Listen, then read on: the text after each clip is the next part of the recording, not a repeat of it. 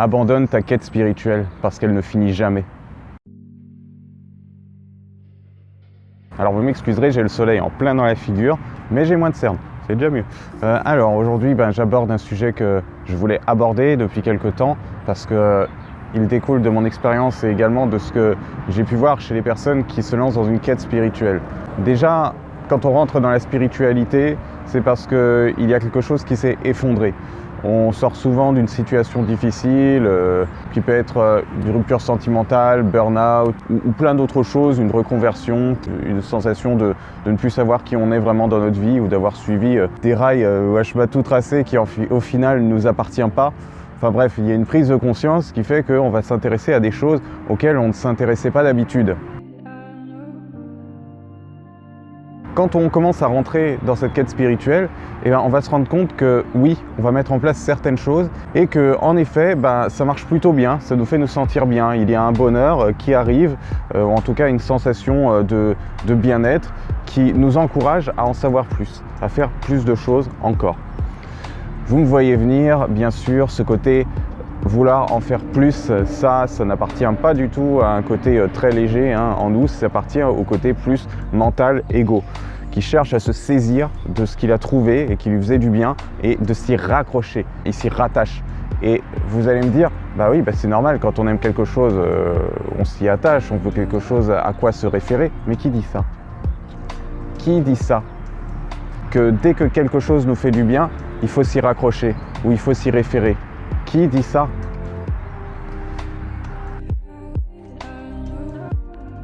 C'est-à-dire que dans notre société, la façon dont elle est faite, vous savez qu'on vit dans une société, la société occidentale, qui est basée sur l'économie, et pour que l'économie marche, il faut consommer. Donc pour consommer, il faut que quelque chose nous fasse envie et nous fasse miroiter que avec cette chose-là, ça ira mieux, ça ira mieux. Mais vous savez que le business existe aussi dans tout ce qui est bien-être et spiritualité. Donc on peut vous faire acheter des formations, puis au bout de cette formation, on vous dit tiens, il y a telle formation en plus qui pourrait servir à celle que tu viens de faire et qui pourrait te rendre plus performant, et puis etc., etc., etc. Telle retraite, et puis venir en fait à plusieurs retraites sur plusieurs années. Alors on peut y venir parce que ça nous fait du bien, mais la plupart des gens qui sont dans un cheminement spirituel cherchent des réponses. Ils sont en quête spirituelle. Qui dit quêter dit chercher. Qui dit chercher dit qu'on n'a pas trouvé encore. Et quand vous restez dans cette position de celui qui n'a pas trouvé, vous allez vivre les expériences de celui qui n'a pas trouvé. Alors bien sûr, il peut y avoir quelque chose de bon là-dedans, dans le sens où vous découvrez plein de choses, vous vivez plein d'expériences. Bien sûr, c'est ok. À la fin, il y a de grandes chances aussi que vous soyez toujours sur votre faim. C'est le cas de le dire. Vous ayez toujours ce sentiment d'insatisfaction et qu'il faille reproduire un truc parce que il y a une histoire qui se raconte dans votre tête et qui dit vous n'êtes toujours pas là où vous devez être. Ou alors il manque un truc.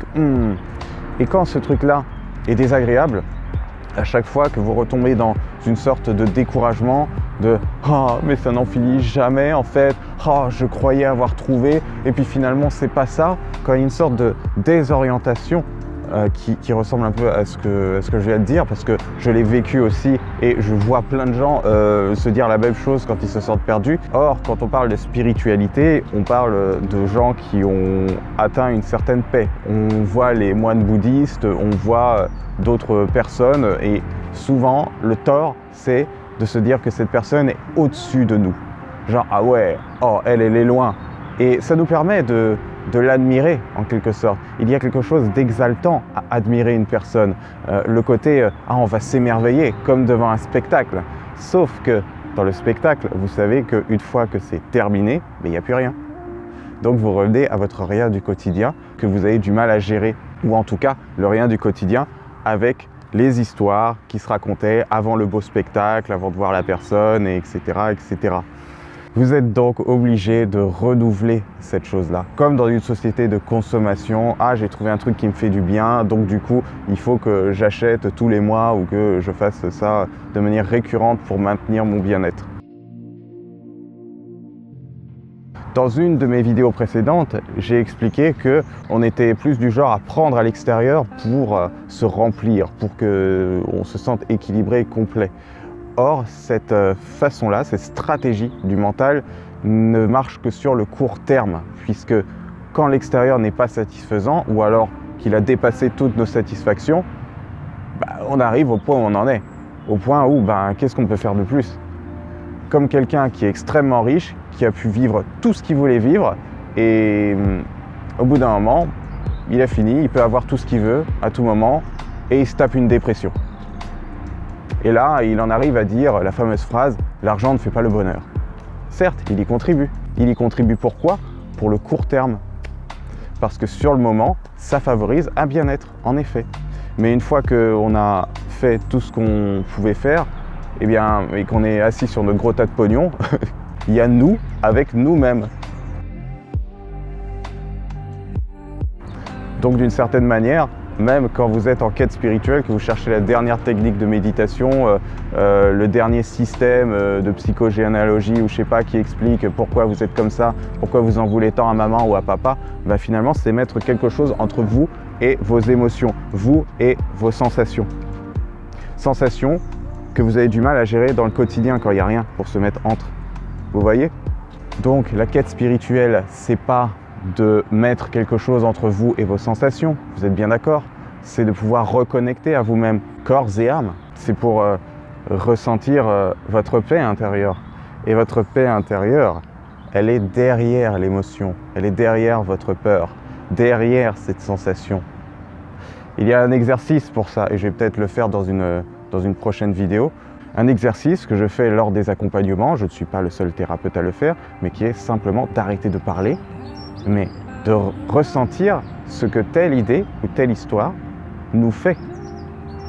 Et de ne rien faire qu'être avec ce ressenti. Vous pouvez quêter, vous pouvez jouer au jeu de « je cherche, je ne me suis pas encore trouvé, ah j'ai encore un problème ». Vous incarnerez parfaitement l'expérience. C'est une expérience et on est venu pour faire cette expérience humaine sur Terre. Même moi, j'ai fait ces genres d'expériences pendant très longtemps et je continue encore un petit peu à jouer parfois. Aujourd'hui, la différence c'est que maintenant je vois les petites dernières pensées restantes, je les vois en fait, c'est des pensées qui étaient en permanence là. Et elles étaient tellement là en permanence que je ne les voyais plus, un peu comme l'oxygène ici, bon on ne le voit pas, il est partout, enfin, un peu comme notre respiration, elle est permanente et on ne s'en rend plus compte. On n'y pense même plus, vous voyez, à part au moment où on attire notre attention dessus. Et bien là c'est pareil avec les pensées, c'est d'attirer notre attention sur qu'est-ce qui se raconte derrière, revenir en arrière-plan. Et là on peut alors se tirer de la quête. Et quand on se tire de la quête spirituelle, et c'est la fin de la quête. La fin de la quête spirituelle. Et oui, vous y êtes à ce moment-là. Ça y est, vous êtes dans cette paix que vous avez cherchée. Et une précision arrivée au bout, c'est pas devenir un sage sur son rocher avec la grande barbe là. Non, c'est de pouvoir reprendre ce côté enfant que vous avez peut-être perdu. Ce côté où, je sais pas vous, mais moi je me rappelle que quand j'étais petit, je passais des après-midi entières dans mon jardin sans compter les heures. Je sais pas ce que je faisais, j'allais dans un coin de mon jardin, je soulevais des pierres, je voyais des insectes, je me baladais, je jouais. Je faisais en fonction de mon ressenti, j'étais totalement libre. Ce que je commence un petit peu à goûter maintenant avec d'autres activités, voilà ma caméra par exemple là, et vous parler. Et ça, c'est finalement, c'est vivre la vie vraiment, c'est lier le ciel et la terre, lier le haut et le bas. Vivre en harmonie. Et ça a l'air hyper simple. On peut se dire, oh là là, mais alors tout ce que je me suis raconté, toutes les techniques que j'ai vues, tous les systèmes, tout ça, finalement, j'en avais pas besoin. Non. Enfin, vous en aviez pas besoin. Vous en aviez besoin pour épuiser votre mental qui s'est accroché à tous ces concepts et pour vraiment lui montrer que, regarde, on n'est toujours pas satisfait. Pourtant, tu m'avais dit que c'était là que je trouverais un certain bonheur. Pourtant, ça a été ressenti, mais tu n'arrives plus à le poursuivre. Qu'est-ce qui se passe? Ah ouais. Ce qui fait que moi, quand je vois des propositions de formation dans mes trucs mail encore, je me dis, c'est vrai, ça aurait pu être intéressant, j'aurais vraiment aimé, mais j'en ai pas besoin. Je ressens pas, je me sens plus d'acheter une formation là-dedans. Ce qui veut pas dire que j'en ferai peut-être jamais, hein, mais en tout cas, ça doit être avec la joie d'un enfant, le cœur de on va jouer, et pas genre ah oui il manque des connaissances, hein, il manque quelque chose, j'ai encore ça, donc du coup ça veut dire que je vais peut-être le trouver dans la kinésiothérapie, la sophrologie ou je sais pas quoi. Non, là c'est vraiment allez jouons, voyons ce que ce truc-là a nous apporter, et puis on sait pas où ça va nous mener, c'est pour rire, c'est pour rien, voilà. De toute façon, comme je vous ai dit, il n'y a pas vraiment de but précis à cette vie. Il y a juste ce qu'on va y faire et voilà, faisons ce qui est le plus agréable. Tout en accueillant ce qui l'est moins, parce qu'on ne contrôle pas tout, je vous le rappelle. La partie non contrôlable de la vie continue avec les expériences qu'elle va nous amener. Soyons dans l'accueil de ce qui se passe. Et rappelons-nous que nous ne sommes pas que ce qui se présente, que nous sommes aussi tout ce qu'il y a à côté. D'élargir votre champ. Comme la tâche dont je vous ai parlé dans une des vidéos précédentes. La tâche sur le... Voilà. La vidéo sur les problèmes, existe-t-il les problèmes, voilà. Bon, j'espère que ça vous aura aidé. Il y en a un qui m'a écrit un commentaire et puis il a été supprimé par YouTube, je ne sais pas pourquoi. Il y a peut-être un mot interdit qu'il n'a pas apprécié. Si vous voyez que je n'ai pas répondu à un commentaire alors que vous avez posé une question, peut-être qu'il n'est pas apparu, donc repostez-le. C'est arrivé. Et j'ai plaisir à vous répondre, à voir même que vous interagissez entre vous parfois. Ça me fait plaisir. Et le blabla habituel, mettez un like, partagez, abonnez-vous.